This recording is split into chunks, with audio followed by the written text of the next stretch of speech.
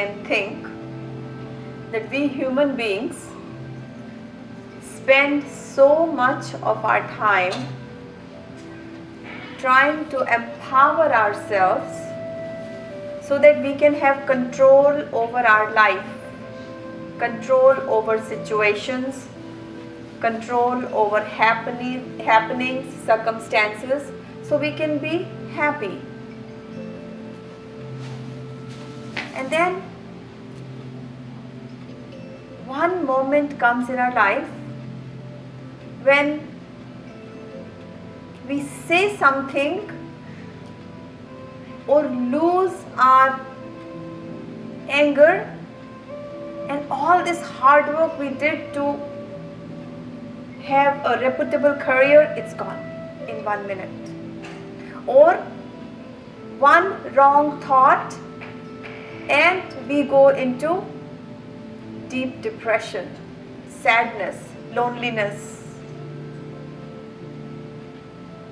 One bad word we utter and we lose our most important relationship of life. So we work so hard to empower ourselves, and within minutes we lose it. Which means that our minds, our speech, our hands, and all our senses are completely going out of our control. And when we do yoga, first thing that happens in our life is that we become the ruler of our mind and body. We become ruler of our life. We become ruler of our own kingdom. Imagine if we continue to only work hard to accumulate our worldly possessions, and our mind, our body, and our speech, our senses are continuously going out of our control. What would be the life like? Just imagine how our life will be when we have no control over our own behavior. Our mind is continuously wandering. Where would that take us? How would our life be? Now, when we start doing yoga, meditation, breathing, pranayama practices, then we start to become the ruler. And when I say ruler, what I mean that imagine every word that comes out of our mouth is sweet and is to bless people, to love people. Our heart is constantly flowing with divine love. Every interaction we have with people are only positive, and all our thoughts in our mind are always strong and very positive. Imagine how our life will be then. How would we feel every moment? That is what is called yoga. When we start doing yoga, then we empower ourselves, create so much inner energy, inner power, and that is what dictates our outer life. Then we have never going to have any accidents such as losing control over our senses, our words, our mind, and we can sustain what we work for. So, the meaning of yoga is to overcome in your inner world. Outer successes are very easy to obtain, but it's very, very difficult to obtain the inner success.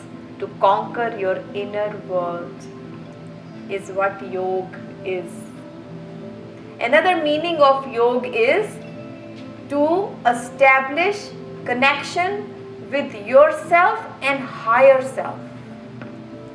When you sit and close your eyes and close your ears to the world and you develop that inner connection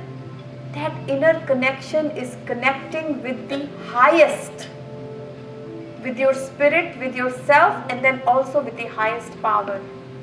And once that connection is established, you have total control over every act, every thought, every deed that you do in your life.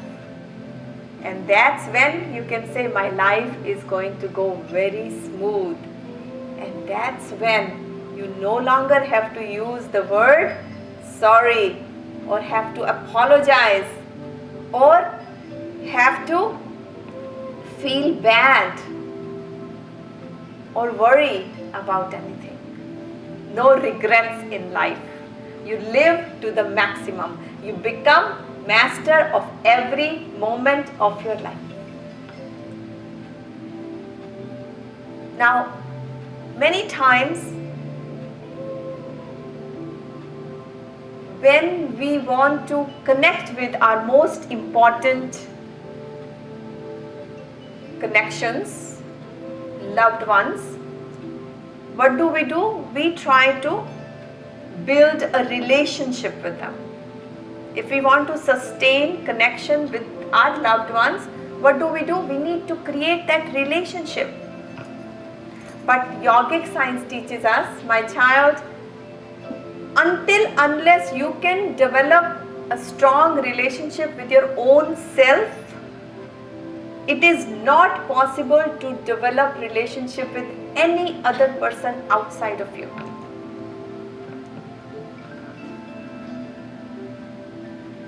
So many times we wonder why someone is speaking the way they are speaking. I don't get it. Or why someone is behaving the way they are behaving. I don't understand it. Why someone is always losing temper. Such a small thing. I don't get it. So we are constantly questioning why others are doing things that are not too nice. But think about this. Do we ever think why I speak the way I speak? Why I interact with people the way I have been interacting? Do I understand that?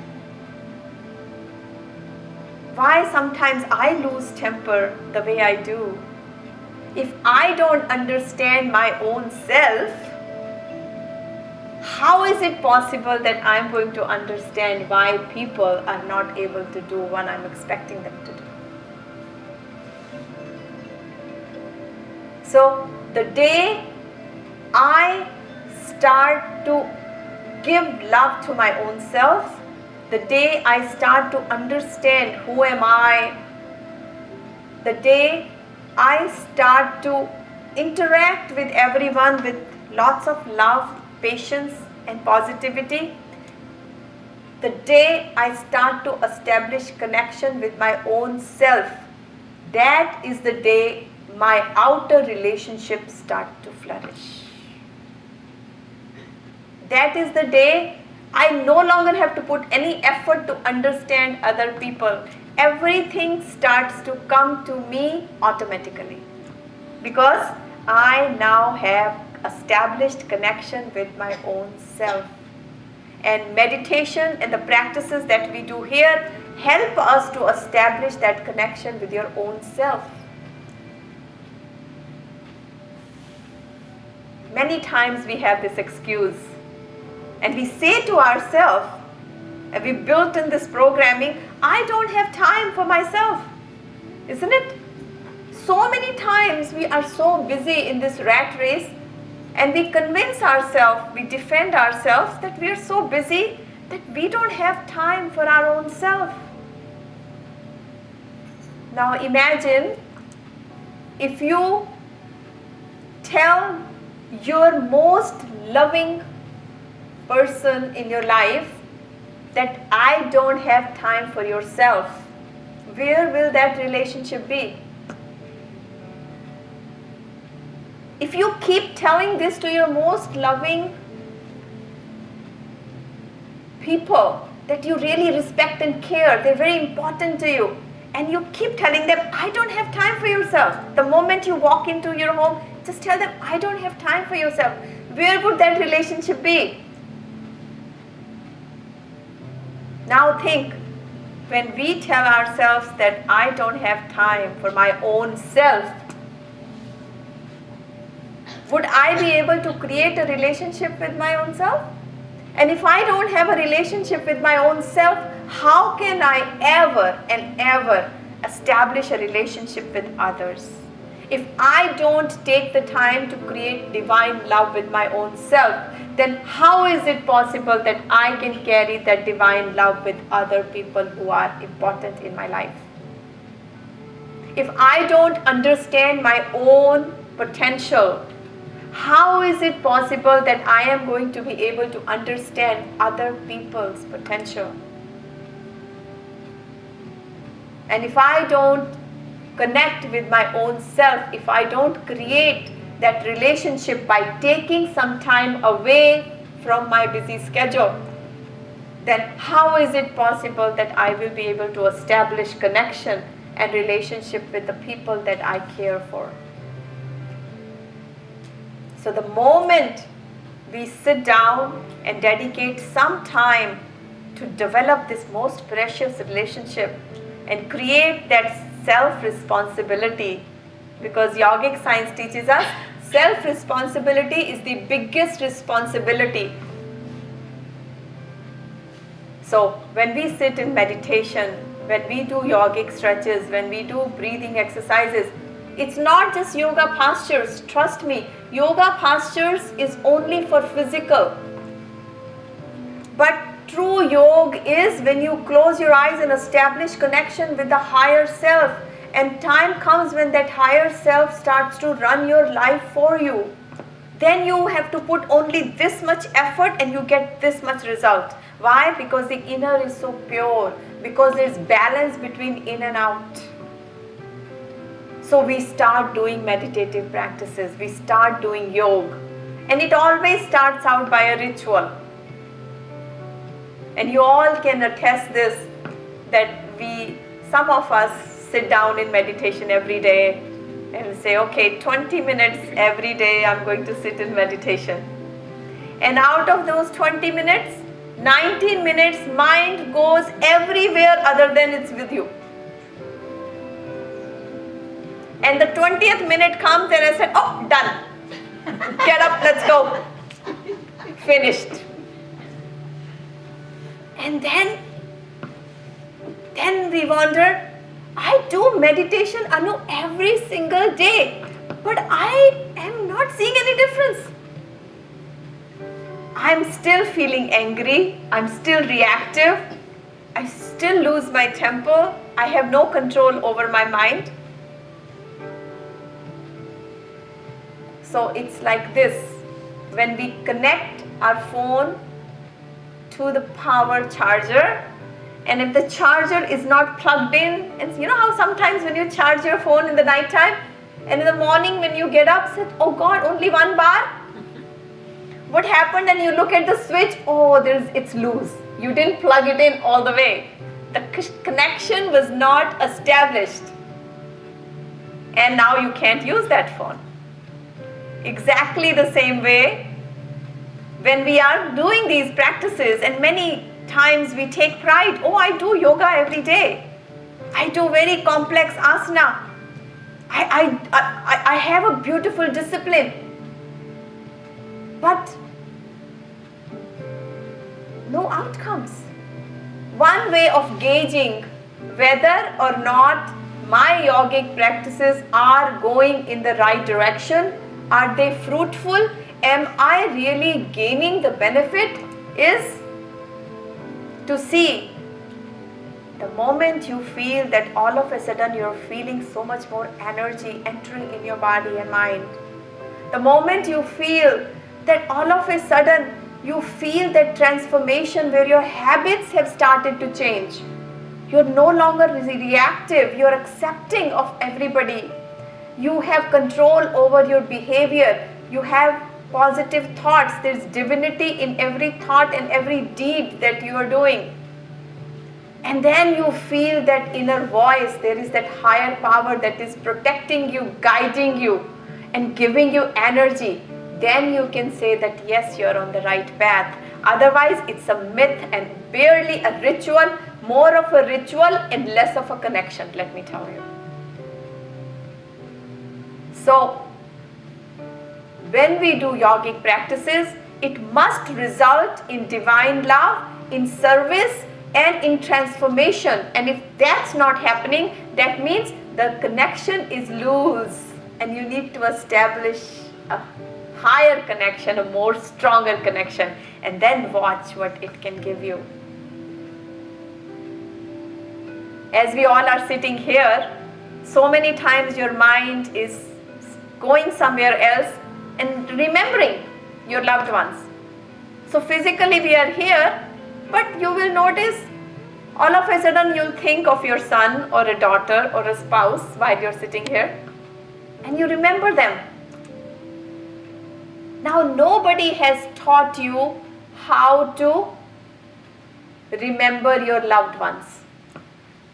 Everyone teaches us how to speak, how to write, but no one teaches us how to remember our loved ones. It's a natural phenomena.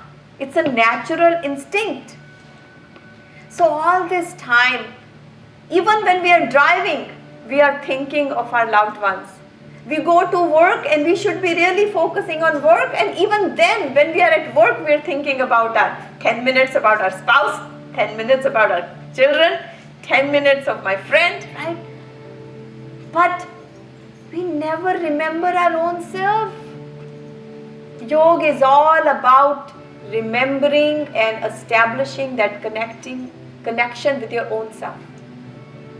Establishing unity with your higher power, your Atman, your spirit, and the higher self, the higher power. And the last thing before we start our stretches is we often hear that we must sit in meditation in the morning. Why is it? So now we know why we should meditate, why we should establish connection with our own self, how to do it. Now, why morning? Because think that when we all learn from examples. When we start to learn driving the car, then we always start to drive in an area that is not crowded. Like there are hardly any cars. It's just plain ground so that we have no room for accident. And once we become perfect driver, then it doesn't matter. From local to highway to freeway, anywhere we can go and no problem. Exactly the same way in the beginning when we are learning true meditation with higher connection, firm connection, then in the morning when we get up, our mind is not crowded. There are no cars of thoughts floating. We wake up so fresh and our mind is so calm. And in that calmness, when we sit and meditate, then we start to become very good at it. And once we become very good at connecting with our inner self, then no matter what time of the day it is, we can establish that connection. No matter where we are, we can establish that connection. Then meditation becomes a way of life. Then meditation is not something that you only do for 20 minutes and rest of the day you are stressed. Then meditation is happening every moment.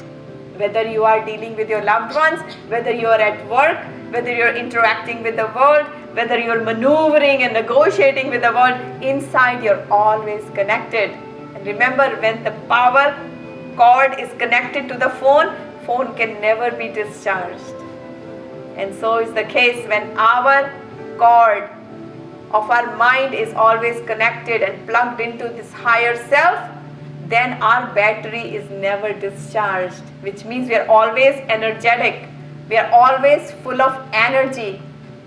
And when our inner body is full of energy, so much confidence, so much inner strength is starting to sprout out of us, then we become victorious in life. Then there is no failure. All our relationships are the most beautiful relationships. Everybody loves us and we love everyone. Everyone wants to be with us. Everyone wants to enjoy our presence. And we no longer have to chase the world. The world is at our feet. And that is the stage that we all dream. Where whether we have the world or we don't have the world, but our state of mind is always filled with happiness, filled with peace, as if we are swimming in the ocean of divine love.